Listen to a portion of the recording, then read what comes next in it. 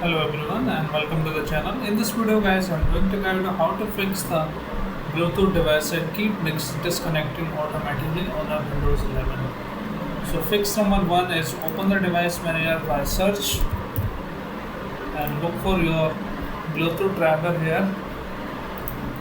Make a double click on that. This is the primary driver. You should have Intel one wireless and look for power management. Allow the computer to turn off this. Just untick both options here and then click on apply and OK, and issue should be fixed.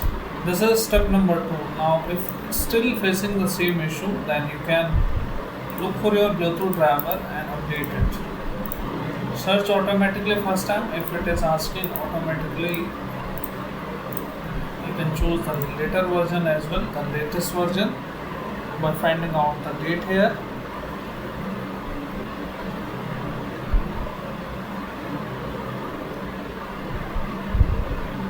And then you can click next